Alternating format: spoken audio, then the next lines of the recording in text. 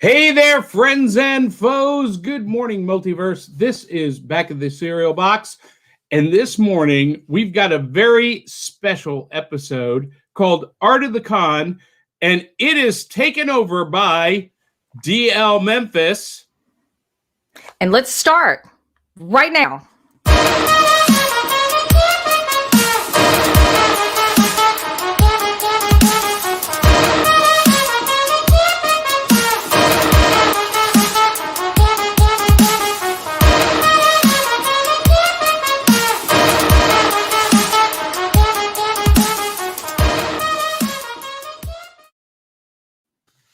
All right, D'Elle Memphis.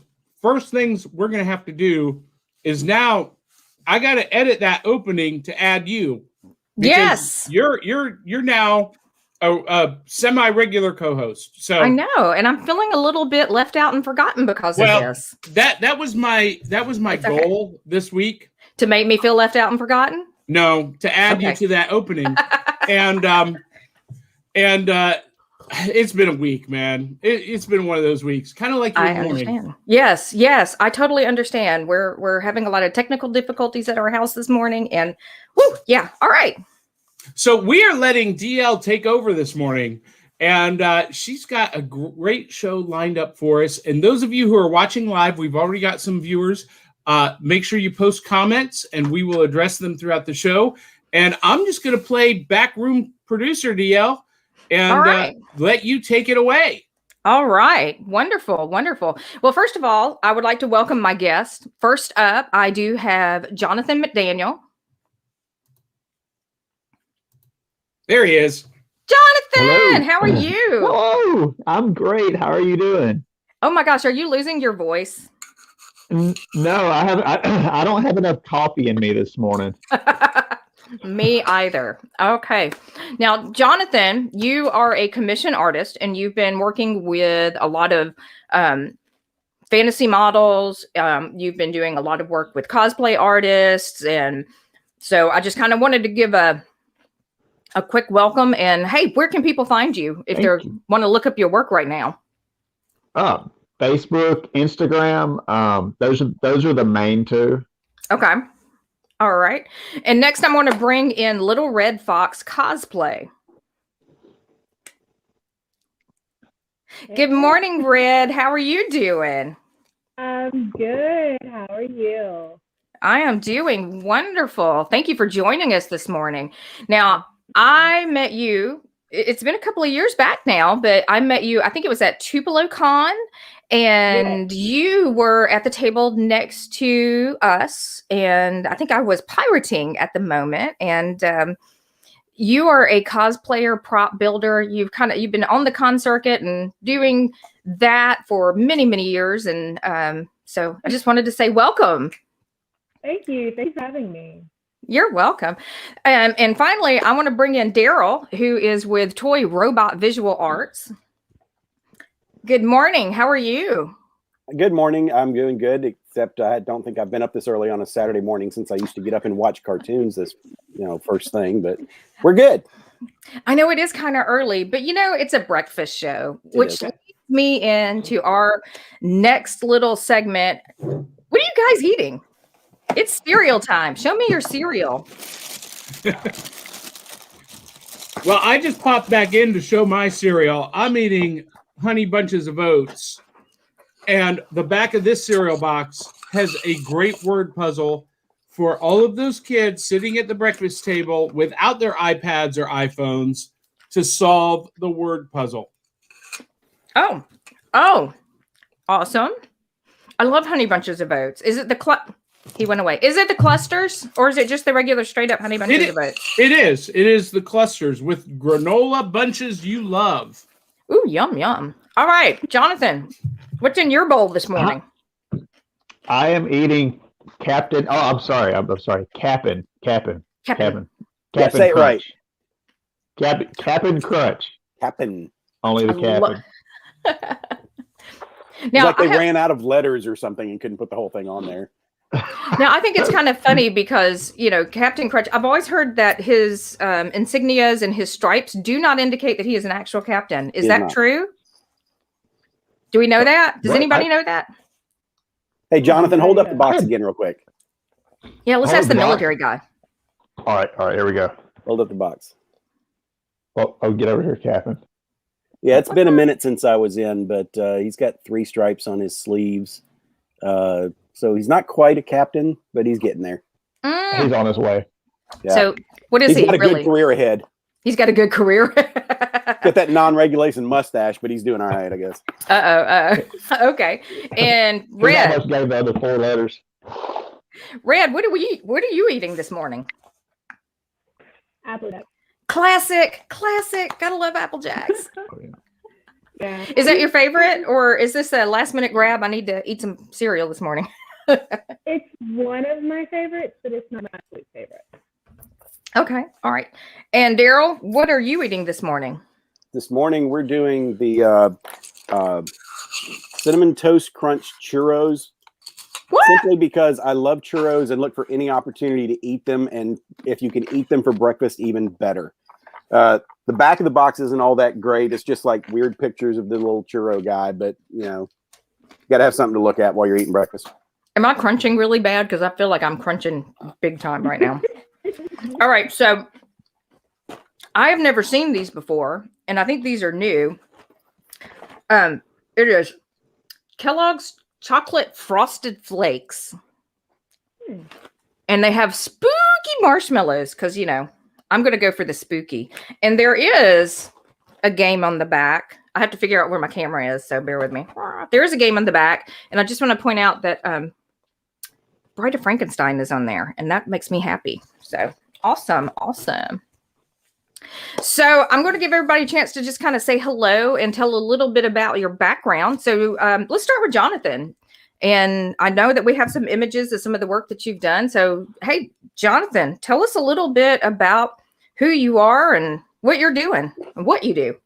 My name's Jonathan McDaniel.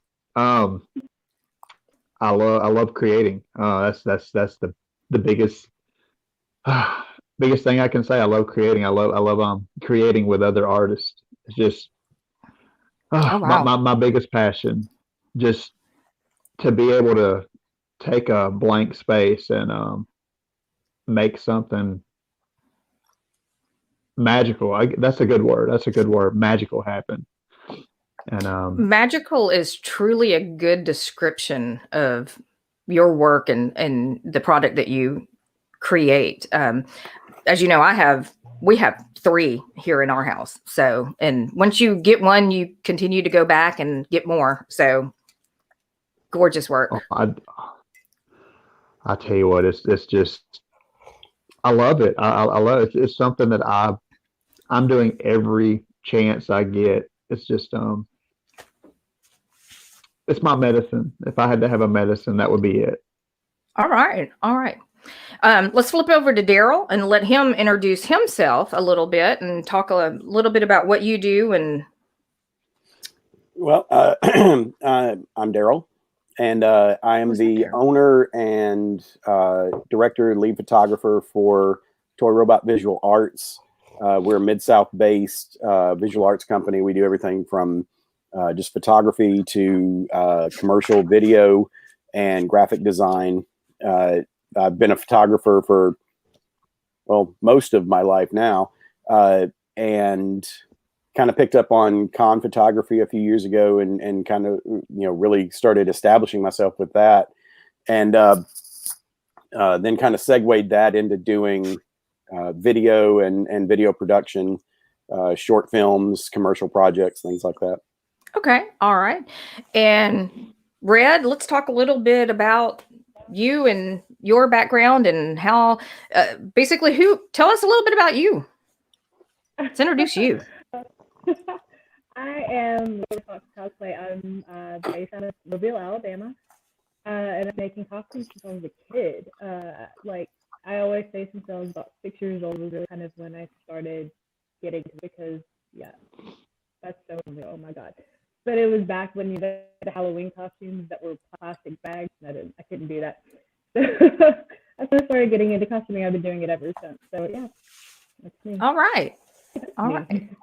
That's you. Awesome. Gorgeous work.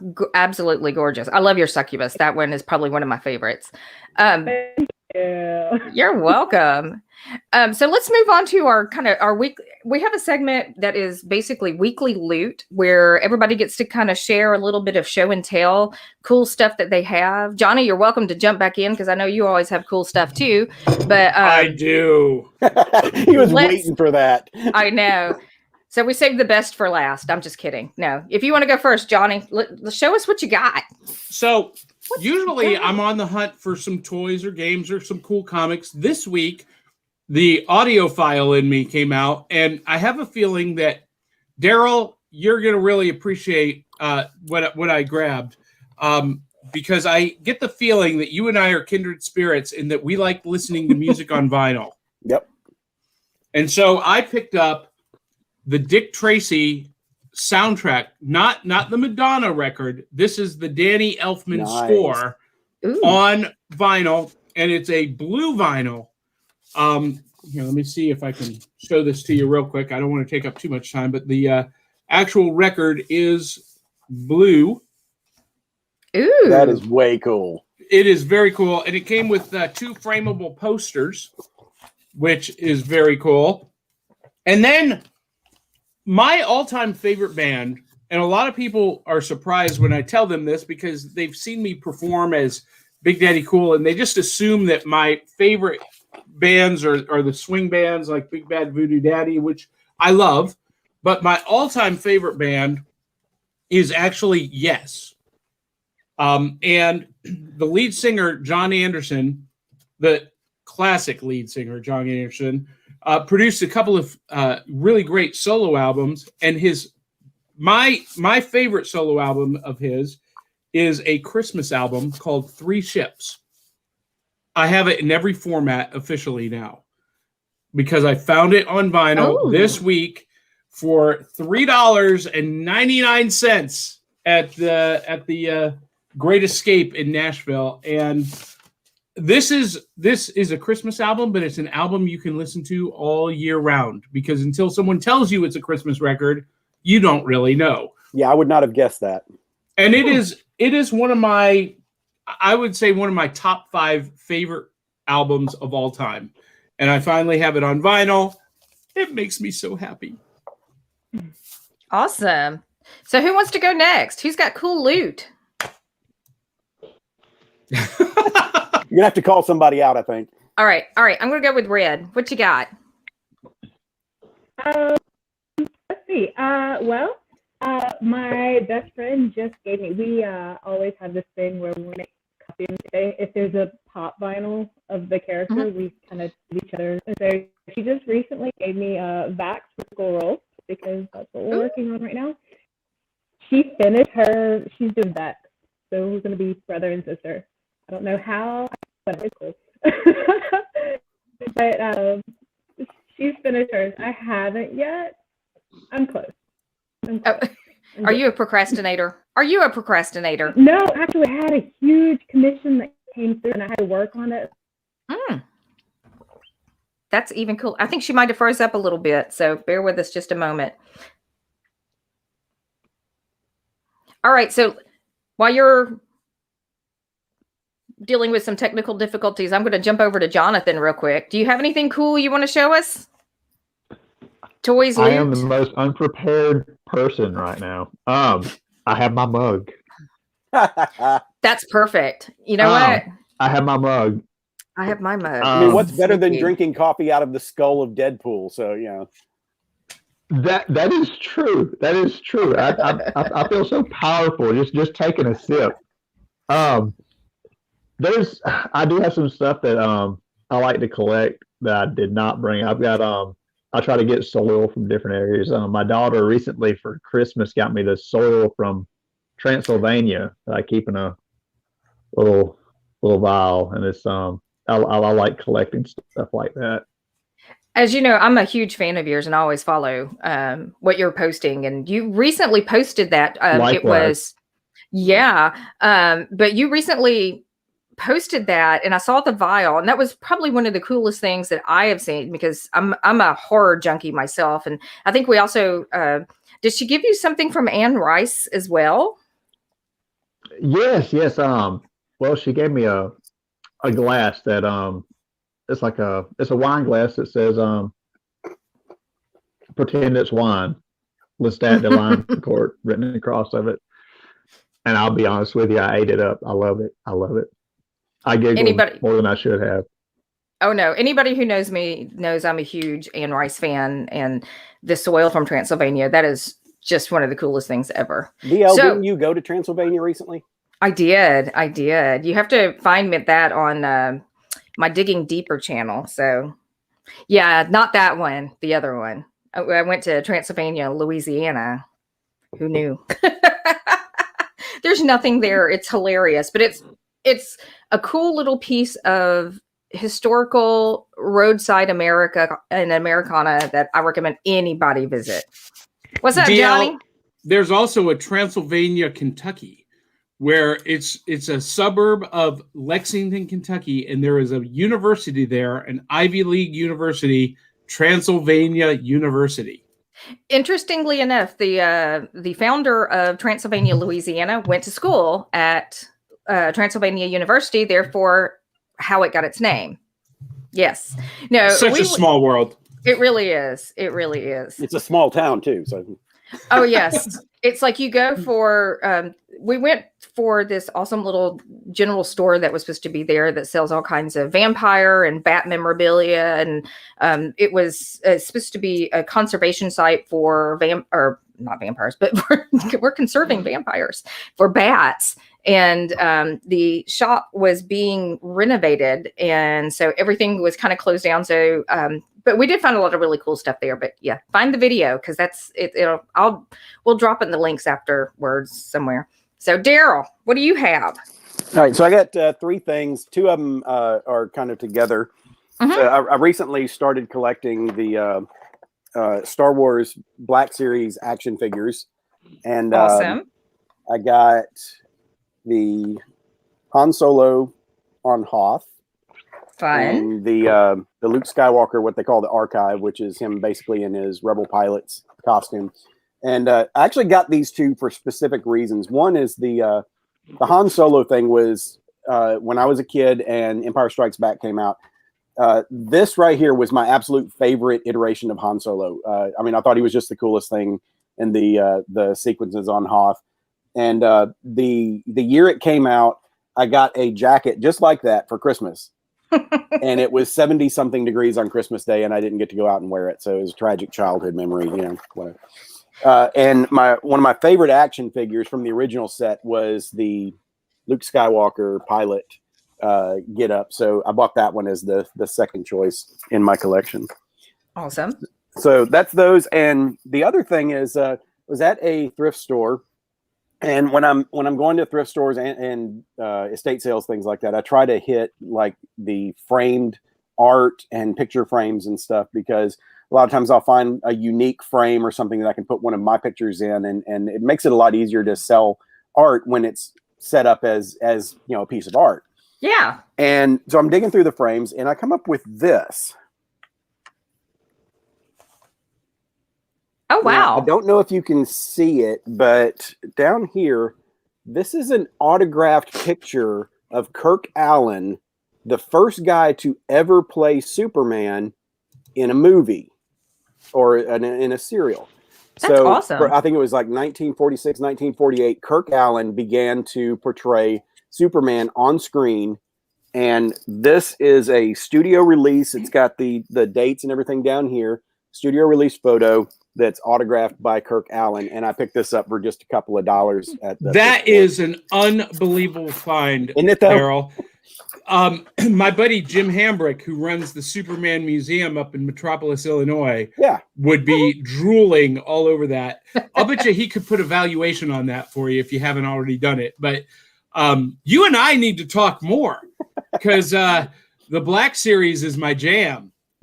Yeah, you know that. You've been watching the shows. Yeah, I started seeing those come across, and I started seeing some videos about them, and I was like, these are absolutely amazing. The sculpt and everything on them was so cool, and to be able to find representations of my favorite iterations of those characters, you know, I couldn't resist.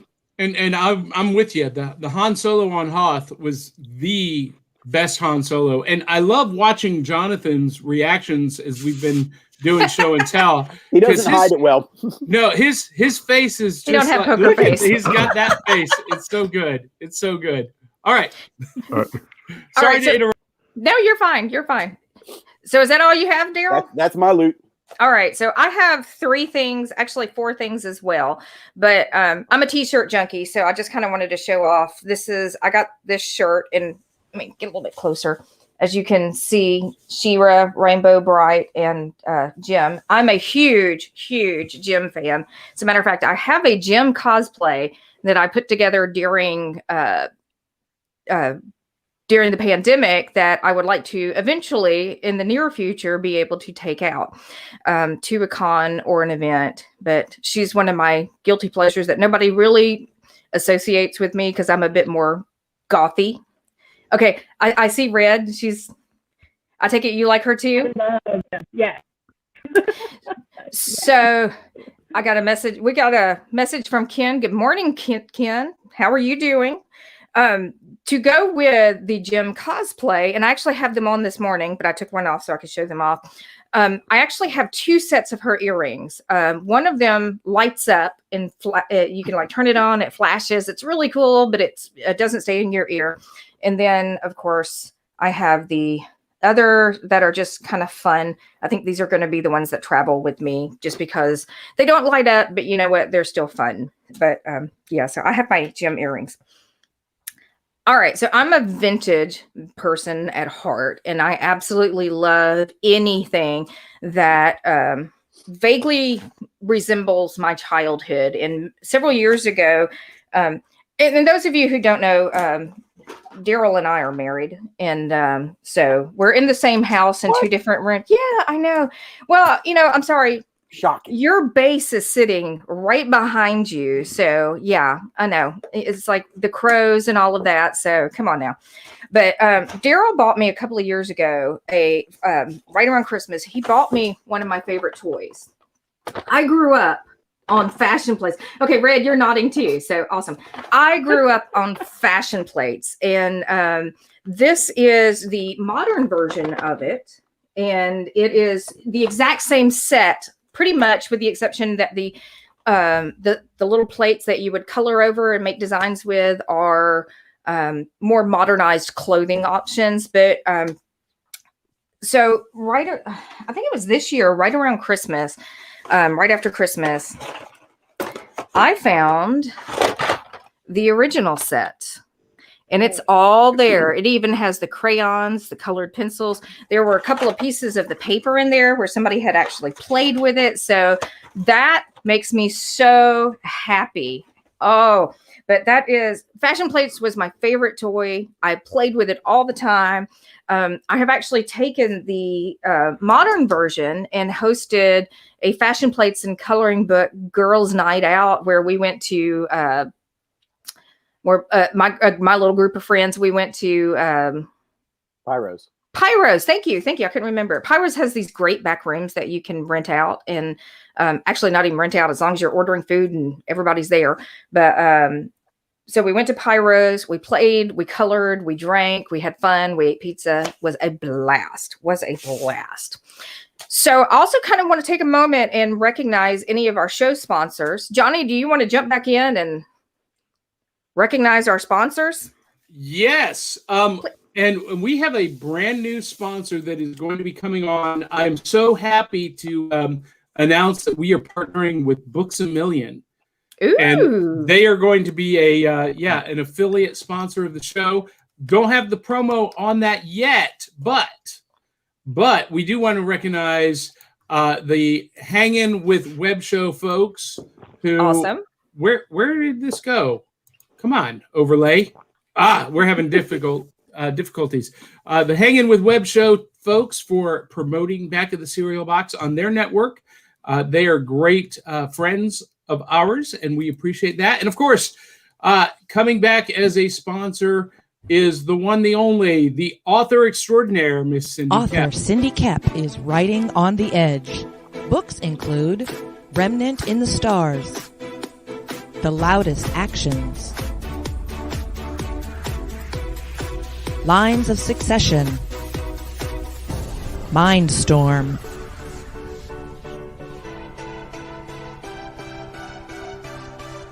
Condemned Courier. The Yerushalayim series. And Animal Eye.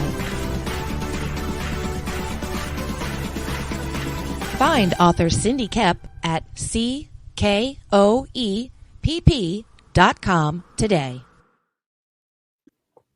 Thank you, Awesome. Cindy. And I might mention that if you are out there and if you would like to be a sponsor of this or any of our spin-off shows, we do accept product for review. We would love to have you as a guest on to talk about your project or your comic series or your game Kickstarter, whatever it is. If you would like to have a video ad like Cindy Koepp's, give us a shout, let us know, and we will make that happen. Always open to new sponsors. Wait a minute. You mentioned something that I want to kind of jump back on for a moment. Spin-off shows? We have those? Wink, wink, nudge, nudge. Yes, we do. And that's part of why D'Elle Memphis has been co-hosting these shows. She's going to be doing another one in a couple of weeks and then another one following that. But sometime in April, I guess we can announce this officially because I'm going to be working on the artwork for it this week, D'Elle. Okay. D'Elle Memphis is going to launch a spin-off show to join our other spin-off shows. We've got Wednesday nights on Facebook Live, we do new comics, Yum! And on Tuesdays, we've got the Back Issue Breakfast Club with Kelly Gettner. And sometime in April, we haven't set on a date yet, but D'Elle Memphis, Kat B, and Lauren are going to be doing the I Scream Queens. Fun. And it sounds every bit as delicious as it will be. Oh, and that's going to be a bit more horror and just gothy focused. All of the things that just kind of make my dark little heart happy. But yeah, awesome. There are a lot of great shows that have spun off of this program that I'm glad that we had a chance to just kind of touch. And you can always find them through your Facebook page and through the YouTube page. There's definitely links to all of those. And I recommend everybody kind of checking them out and hang on because it's about to get weird when we come on. Yeah. Yeah. And we're currently looking for hosts for 2 more series, Cryptid Crunch, that will deal with cryptozoology, paranormal, and alien abduction kind of stories. That'll be a short series. You know, we're wanting that to be like a 5 to 10 minute show. And then we're going to do Big Bowl of Board Games. That's actually currently a series, but we're looking for some additional co-hosts to review board games. I'm going to make a recommendation that you, at some point, at least have Darrell on as a guest. We are big board game people, and he's got several kind of tucked away that he can definitely talk about that would be a lot of fun. We'll do it. All right. Well, I'm going to go ahead and just kind of move into what I consider the meat and potatoes of this kind of show. I know it's breakfast, so maybe bacon and eggs, but let's just go ahead and start kind of roundtable talking about some of the background of our guests. First of all, I know that Darrell has kind of talked a little bit about how long he's been doing photography and videography, but let's just kind of, I'm going to throw it out there and kind of find out how long have you guys been doing your craft. Go. Anyone? Ever since I could pick up a crayon and write on the wall. You didn't draw on the walls, did you? Oh, come on. Maybe once, twice. Jonathan, I can just see your parents when you were a kid wanting to yell at you for drawing on the wall, but going, "Hey, that's pretty amazing. We got to give the kid his props." So I blamed it on the cat. Your cat was a good artist? Yeah. All right. So, Red, how long have you been cosplaying and designing?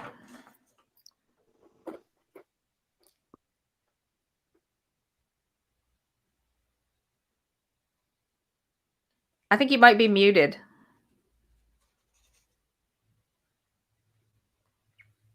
Yeah, we lost Red's audio. We've lost your audio. I'm so sorry.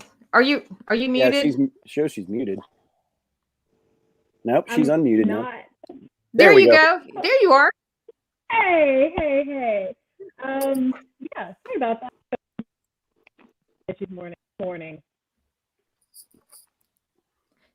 I think you keep cutting in and out. I am so sorry. I think Kat's headset is coming unplugged. I think that she's got a weird connection in her device is what's happening. Oh, okay. Johnny, can you pop her off for just a moment and maybe give her some direction on how to fix that? I will do my best. All right. Thank you. All right. So Darrell, let's go. And how long have you been doing photography and videography and? Pretty much most of my life too. My parents bought me a really nice camera when I was like 15 years old, and it just kind of sprung off of that. But it wasn't until the last 10, 15, 20 years that I've really just gotten into it and used it as a form of expression. Once digital technology came along and you didn't have to buy a roll of film and then take it and get it developed and go through all that every time, it made it easier to develop skill. And of course, once the technology that we have now started advancing, we not only ended up with cameras with instant results, we ended up with cameras that could also shoot video.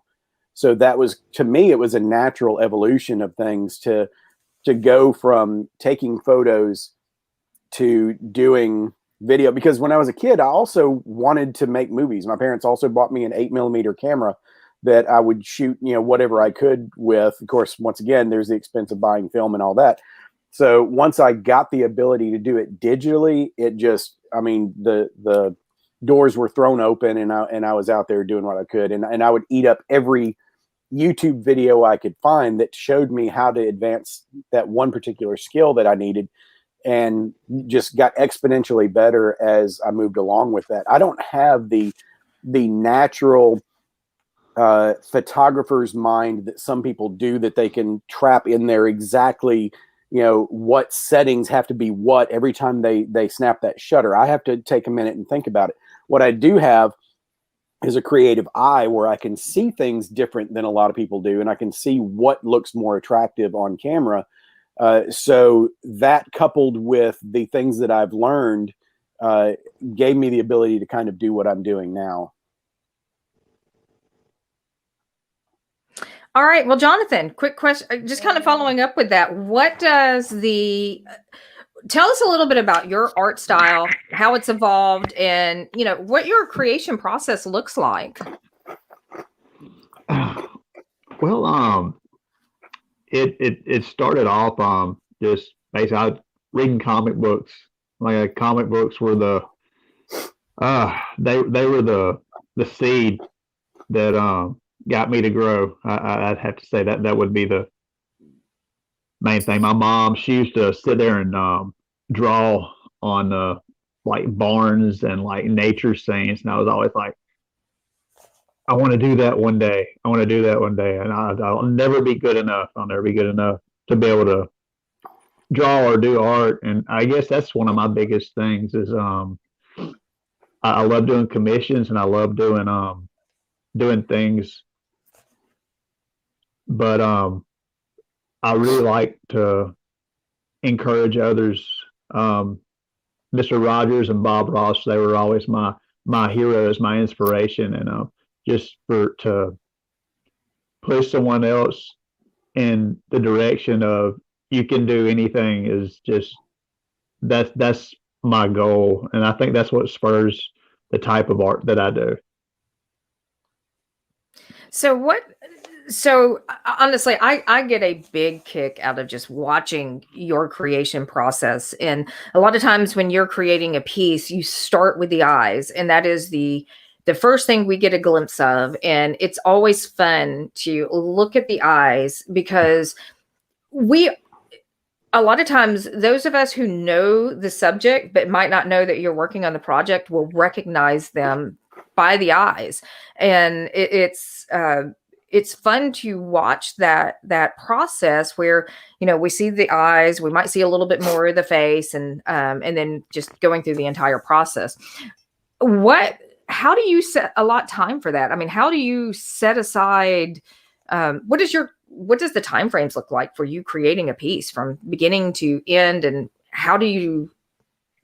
what is your process? Listen, it really depends on the amount of detail that I'm putting in a piece. Roundabout takes me about 2 weeks. I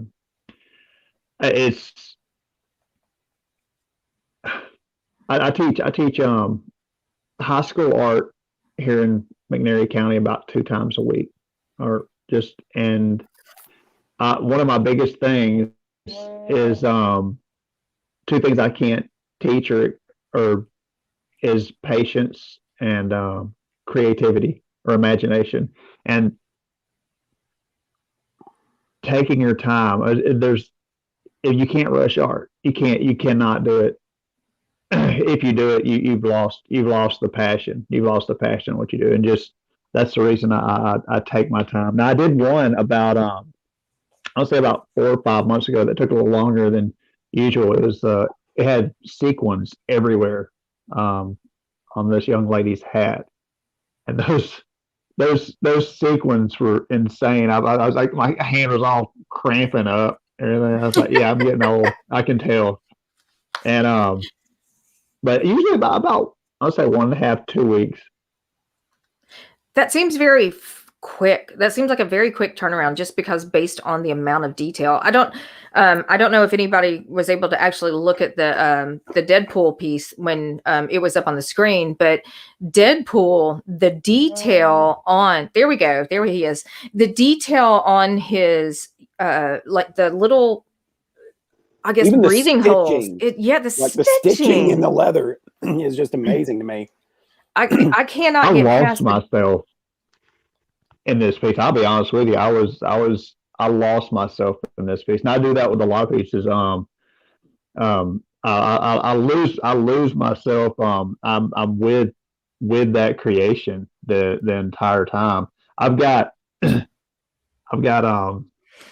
stuff I play in the background, like when we did the Elvira picture, Mhm. I would have Elvira playing on YouTube, so I would get in this whole mentality of this is what's going on. That was all I filled my head with. So it's just like blasting Deadpool into my head the entire time while I watched it, while I drew it. So I like try. It's almost living that character. It's a relationship with the art piece at the time. And I tell you, I know it has to be almost like a grieving process when you wrap them like up. giving up one of your kids. I haven't seen them lately, come to think of it. So that's how that works. That's how it works. I'm guessing. You brought up something interesting that actually is one of the questions that I kind of was wondering about. Whenever I start working on a project, depending on whatever I'm doing, whether it is sewing, whether it is creating a character, whether it's makeup, I'm always playing music that kind of influences me in that direction. So, obviously you're leaning towards YouTube, watching, the character and kind of watching, so you can kind of capture that, that feel. So your background is what are you listening to on a regular basis, or does it change with each one? It changes with each one. Each piece has got its own mood. There's no particular genre or any particular or music or anything that will boost my imagination or boost my creativity at the moment. That's That's what I listen to. I listened to, or I had Deadpool playing in the background for so long, and so I would hear. There one time I hear Ryan Reynolds like the entire time. Ryan Reynolds. So it was. Anyway, who doesn't like to hear Ryan Reynolds? So. Actually, Johnny has a question. He wants to know if your students think that you're as cool as you really are. If they know you're as cool as you are. No, they're cooler than I am. I'm. They're so cool. I just sit there. I've never got the title of cool until right now. So my head, I will not be able to leave the house today. So no, they are amazing. They are simply wonderful, and I'm very proud of each and every one of them if they're watching. Hey, look, it's Jeremiah, Mr. Fish, our friend. Have any of y'all met? I know, Red, I know that you've met him. He was part of the pirating community and was probably at the table next to us at TupeloCon. So, hi, welcome, Mr. Fish. Yeah. So the question that's kind of going around is I started kind of asking about the creation process and how long everybody kind of sets aside to complete a project. And, the other thing that I'm always curious about with cosplayers who are building is we're notoriously known for being procrastinators and getting that last minute crunch in. Is that you, or do you set firm deadlines and follow through?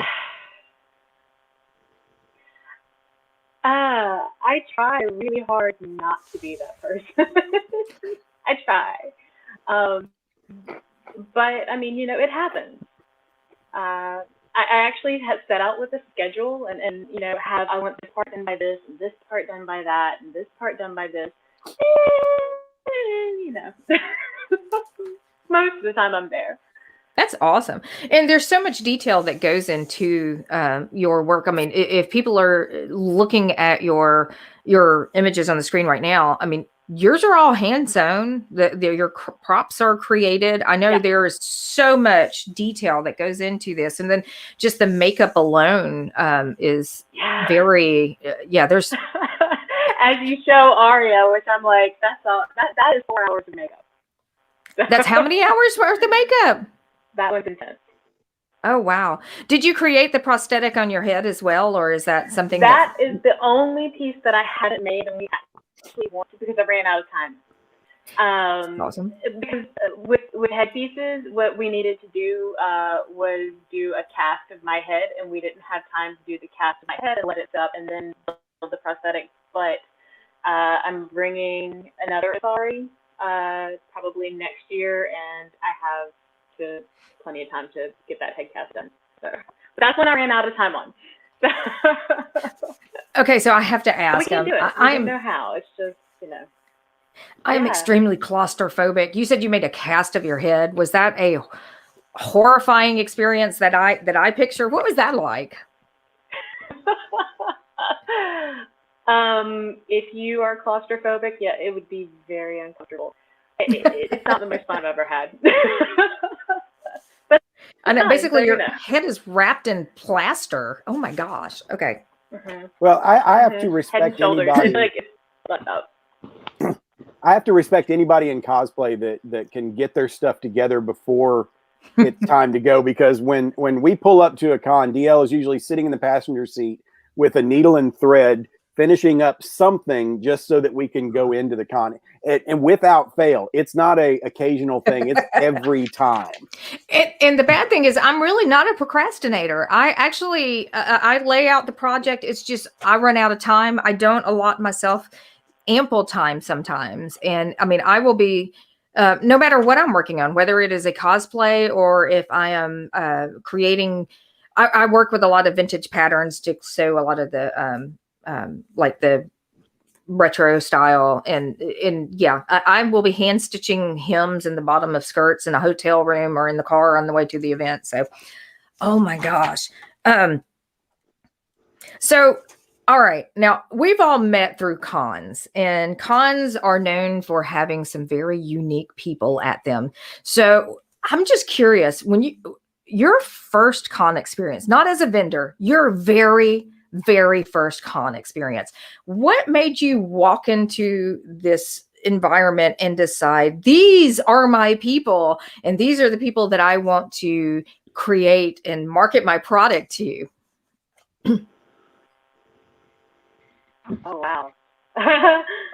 I can take that. My first con experience, and it was shared with D'Elle.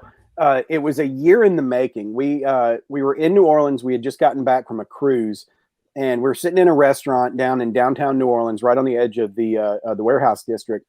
And I look out the window, and there's a stormtrooper walking down the street. And within a few minutes, here comes another stormtrooper, and he's walking with an Imperial officer. And then there's like superhero costume going down the street. And of course, at this time, we're like, what in the world is going on here? And later in the day, we found out, we saw a sign or something for a con from some company called Wizard World. We'd never heard of them at the time. The only real con was the San Diego con, and then it was little mom and pop cons. So fast forward a year later, we had kept up with Wizard World and saw that they were going to be back in New Orleans. At the time, they were only doing cons in specific cities. It was like maybe 4 cities around the country. So we go back to New Orleans specifically to go to the con. We arrive, D'Elle's in cosplay, and she's about to have a meltdown because she's so worried that nobody there is going to be in costume. And she's just panicking, just thinking she's going to walk in and look stupid. And so we get there and we walk into this giant room. There's signage everywhere. There's booths. There's cosplayers everywhere. And at that moment, it was like, the angels just went, oh, and sang. And we realized that we were among our people. And at that exact moment, I became not only a huge fan of cons, but I became a con photographer right then and there. As soon as I stepped in the door, started taking pictures, and it didn't stop for the rest of the day. And D'Elle will tell you, she was treated like a rock star from the time. She couldn't go 5 feet without people stopping her and going, I've got to have a picture of you. And that was our day. It was exhausting by the time it was over with. Both of us were just completely shot. But we would have started over at the beginning of the day right then and done it all again. It was an incredible experience. I see Red nodding her head, that especially to the being treated like a rock star. It is, and I want to hear about your first experience, but it's intoxicating the way that you get treated when you walk in a con in cosplay, and people are chasing you down, literally chasing you down. So tell us what was yours like? Yeah, that is wild. That is a wild experience. And I'm still, it's so funny. I've done this for so long. I'm still not really used to that. So I don't know. But my first, I was young. I was really, really young. And actually, I think, I don't even remember what I was cosplaying. It was probably a superhero. I imagine it was a superhero, but there was a whole pack of people. And they just kind of like closed in. And there were cameras everywhere. And it was just, and actually it was New Orleans too. So weirdly enough.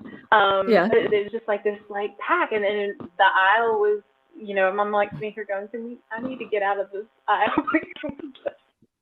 And trying to kind of squeeze everything aside so people could get by, but it was just, one after the next after the next. I think it was actually Gambit.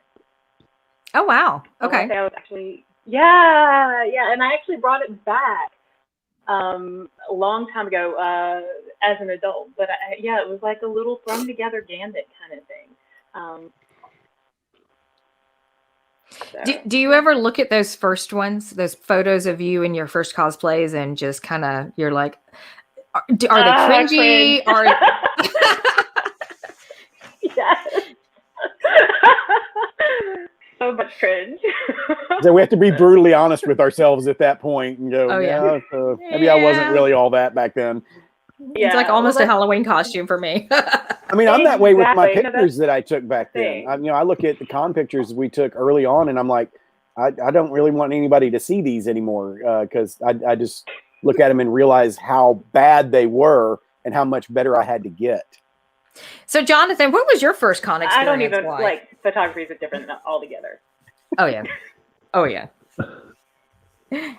So, what was your first experience at a con like, Jonathan? I found my people. I found my people. That was exactly what it was. Growing up, you're trying to find yourself. You're trying to find and especially me. I was always a loner. I was the only one that liked comic books. I was the only one that liked where I was from. And then it was in Tupelo Con, and I was like, this is where I belong. These are the people I belong with, and that it just felt right. It just felt like home. So I loved it, and I've been hooked ever since. I think we met you. There was a smaller con that was based out of Jackson, and it was Southern Fried Con. Oh. I think that was the Southern first Fried time. Con, that was it. I missed that con. I love that con. I was at Southern Fried Con. Oh my goodness! I forgot about that. That was an amazing con. It really was. I was the MC for all of the entertainment. You were. I remember that. I actually have pictures of. There's pictures. I think it was Jonathan and his daughter Trinity, and she was the first time I met her, and she was dressed as Harley Quinn. I have pictures of you guys at that con. We have photos of me and Johnny at that con, and oh yeah, it was. That was the first time I met you in person. No, it wasn't. I'd met you in person at Mid-South Con, but I was afraid of you. It's all right. I still am. So yeah, at Southern Fried was the first convention that I actually got up the courage to speak to you without babbling. Oh my God. Johnny, I got news for you. You still came across babbling, so Well, actually, and that kind of leads into my next question. Honestly, we've been to cons before, and you know what? For me, I occasionally get fanboyed over or fangirled over, and I know Red, you do too, and that always throws me off. I don't expect, because I'm like, I'm just me. I'm the same person that I always am, always have been.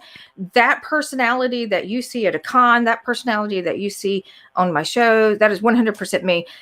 Has anybody ever approached you and it just threw you off? First of all, that they knew who you were, but when they started just really just losing it over you. I'm curious about that experience too. I actually had one of those. I got a good one. Go ahead. Okay, go ahead. Yeah, not at a con though. It was weird. I was at Target, oddly, and I was sick. I was really sick, and I was at Target getting like medicine and Gatorade and looking like death rolled over, and I went through the cashier's line, and I'm sitting there and I'm trying not to die, and this guy just keeps looking at me really funny. And then he looks at me and goes, "You're a little Red Fox Cosplay."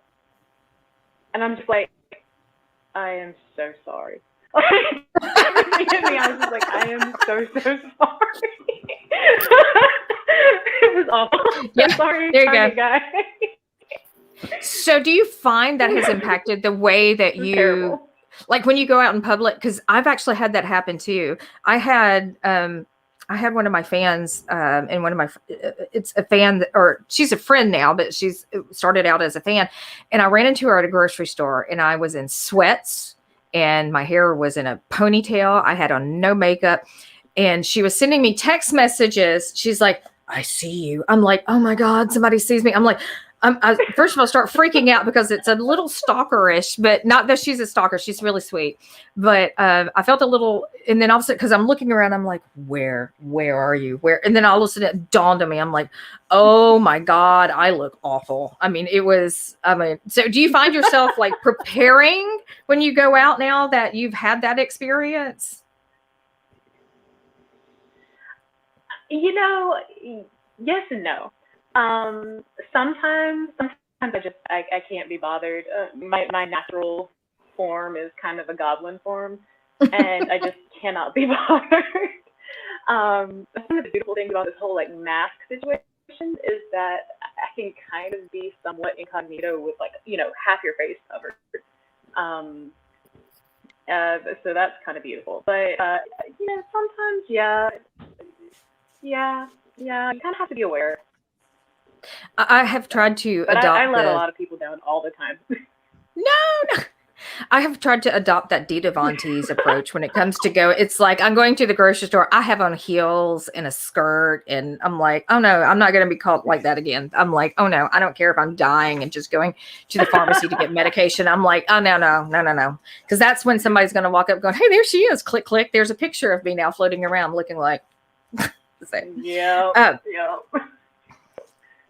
All right, so Darrell, you were commenting that you had somebody fanboying over you. You sound surprised. Like, actually, I was. We went to. I know. We went to the Heroes and Villains Con in Nashville, and so I think that's part of what makes it even more of a weird experience is that we weren't even in our hometown. We went to Nashville. And we were walking around, and this group of really good Nashville cosplayers comes running up to me. And the funny thing is, it's the guys that are coming up and they're going, "You're here!" And I'm looking behind me, thinking, you know, somebody important's here or something. But you know, these guys, I had taken their pictures at some other events, and it was things where like they had used them for profile pictures and whatnot. And they were just making such a big deal about me being there. And then they started going and grabbing other people from their group going, you got to have this guy take your picture. And so all of a sudden I'm in the middle of the con and people are looking at me that aren't associated with this group. And they're looking at me like, am I supposed to know who this guy is? And the next thing you know, I'm there for the next hour taking pictures of whoever walks up because now I've been thrown to the wolves. And you know, so I've got no choice, but it was absolutely amazing for people to treat me like I'm somebody special. And I'm the guy on the other side of the camera. You know, I'm used to being hidden by the camera. And I don't know, maybe it's a psychological thing with me, but you know, I'm on the back of the camera and usually the important people are on the other side. And then all of a sudden I was being treated like the camera had been flipped. So it was really cool.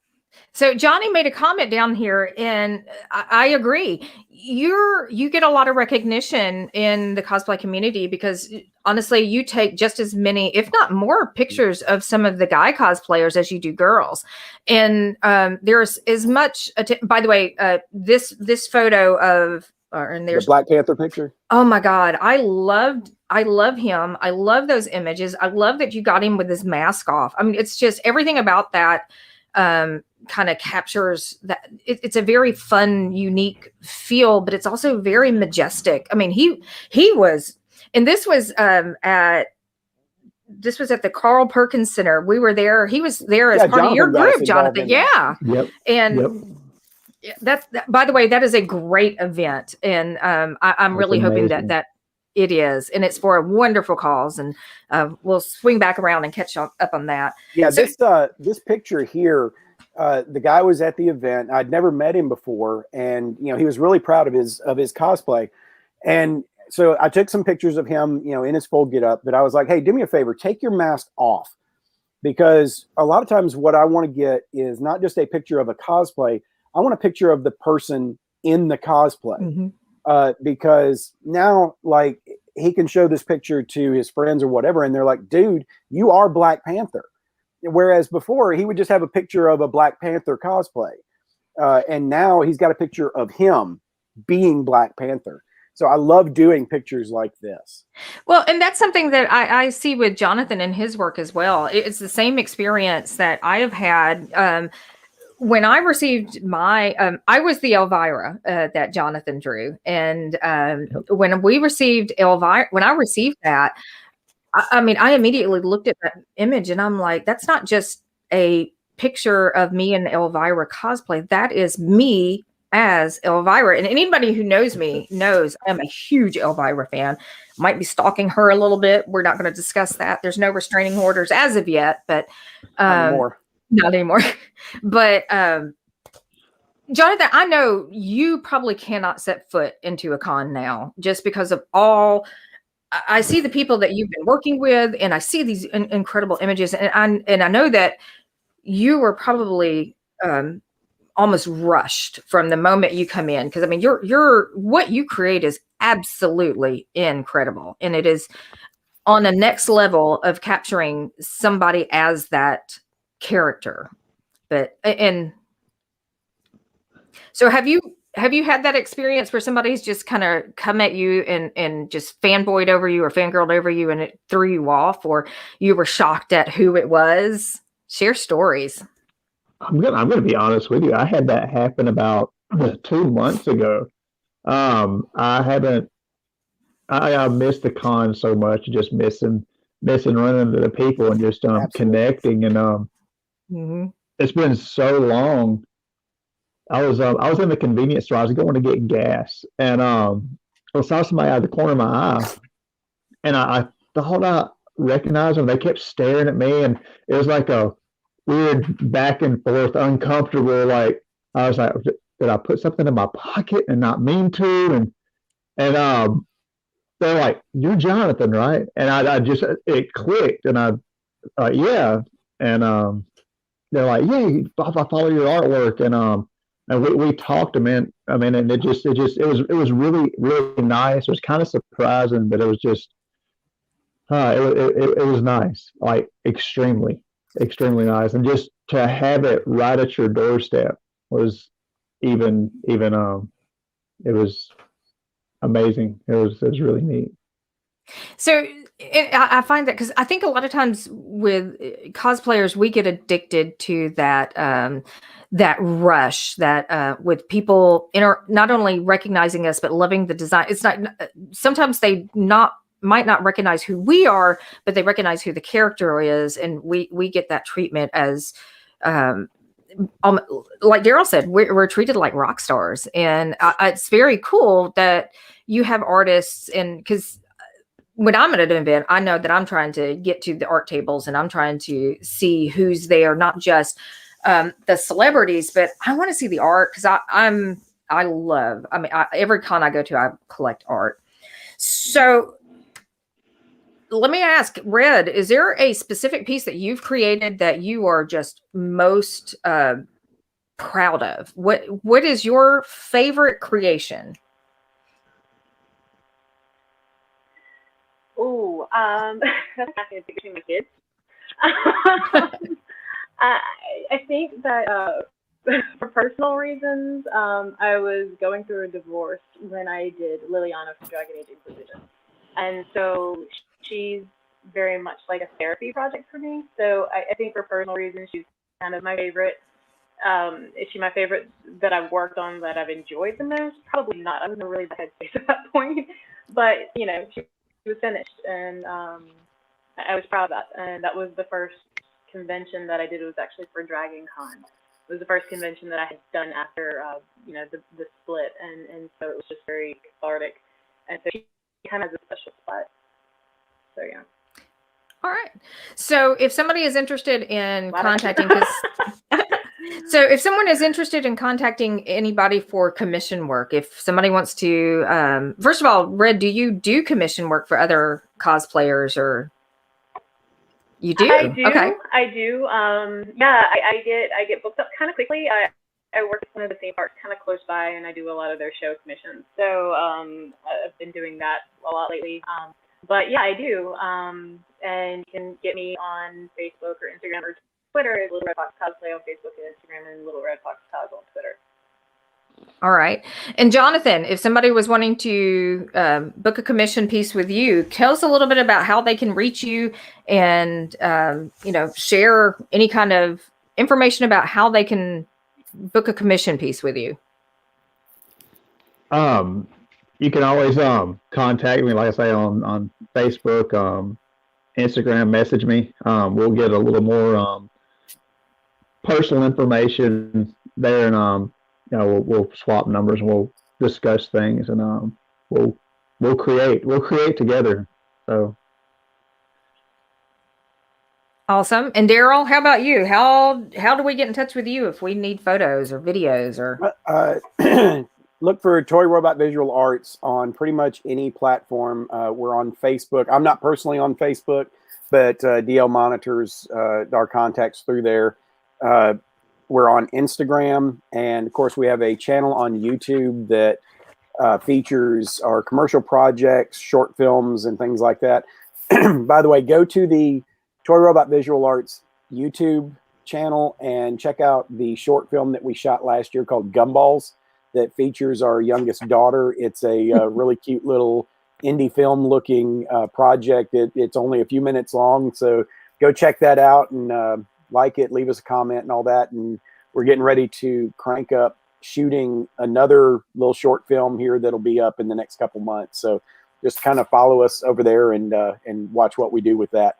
But yeah, just look for Toy Robot Visual Arts on pretty much any social media platform, and you can contact us through that. All right, Red, future projects. What do you have coming up, and who are you most interested in possibly collaborating in the future with? Wow. Well, I'm working on finishing up VAX. We also have a World of Warcraft group that we're working on. I've been doing a lot of group stuff with my friends, which is cool. Since no cons, that's kind of how we socialize. We get on streams and just chat. But working with, there's so many people I would like to work with. So many people.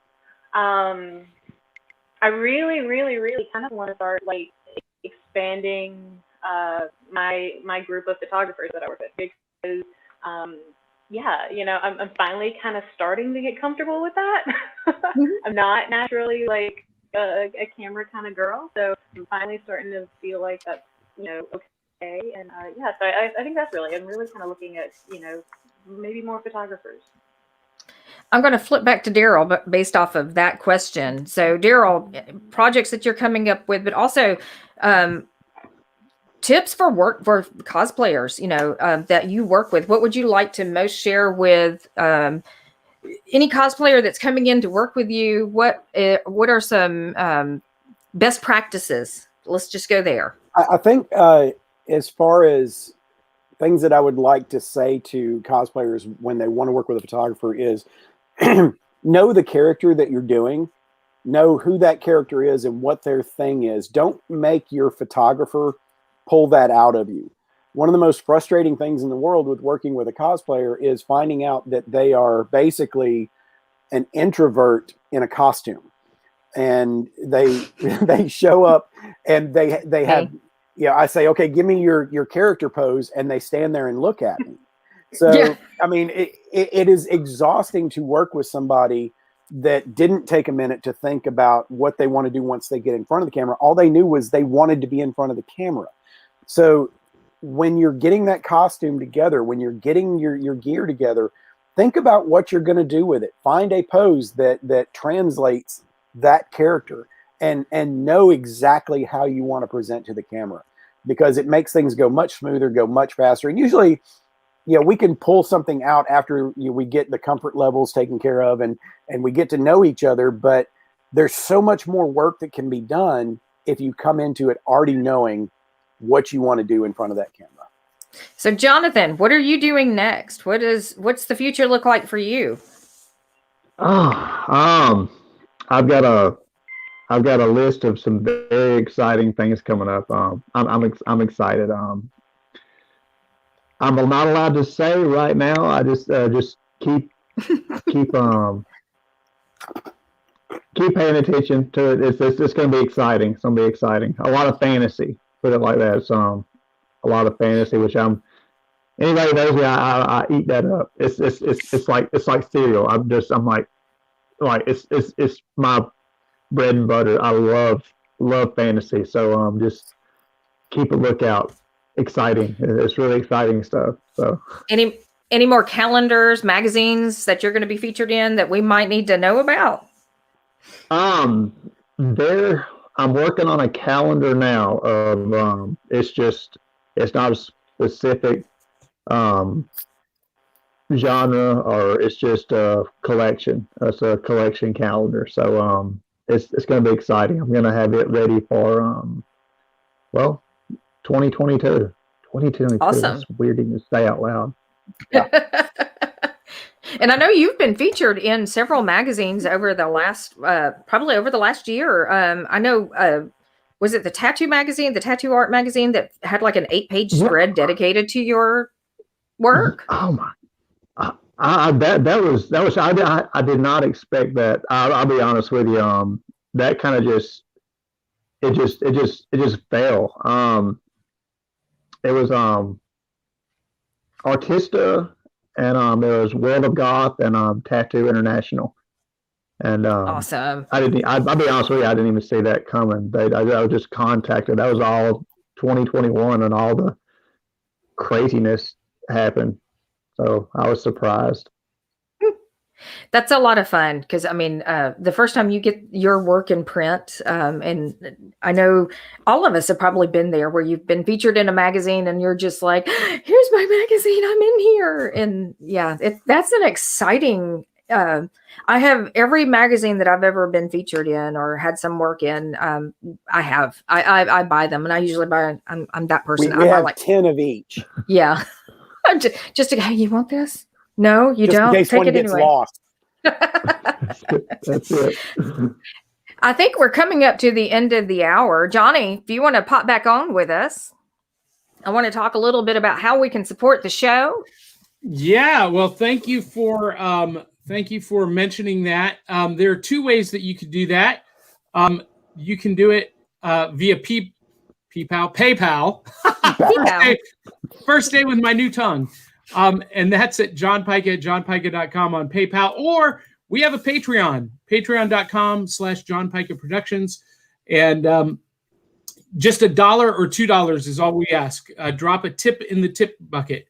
We're not looking for people to invest, $5, 10, 15, 20, hallelujah, every month. Just $1 or $2. That's it. And that makes a huge, huge difference. Will they contact you through that medium as well? If, let's say, they want to be a sponsor on the program? And so there's a lot of different ways to do that. You Google my name, you'll find us. But the best way is just go to serialboxpodcast.com.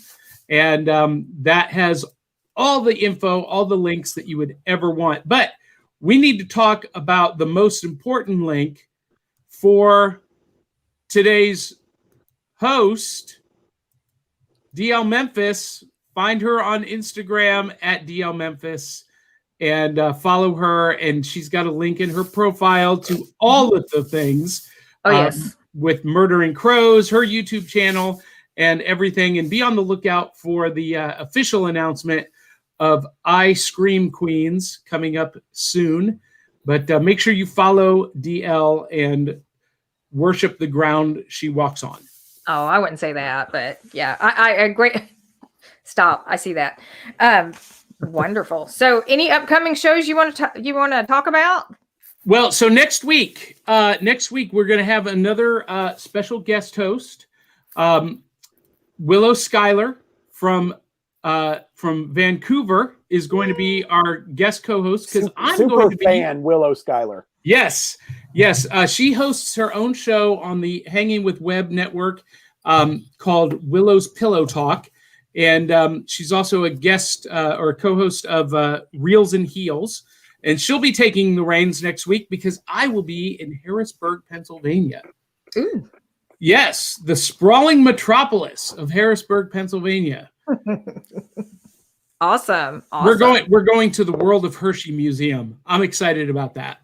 And there's also a classic car museum there in Hershey that I'll take pictures just for you and Darrell. Oh, wonderful. Yeah, I'm excited about that. And then on the 20th, on this show, we are going to have a very special guest. We're going to have Indiana Bones. She is a cryptid-centric cosplayer. Ooh. And she hosts her own YouTube show called Saturday Adventures, where they go out cryptid hunting.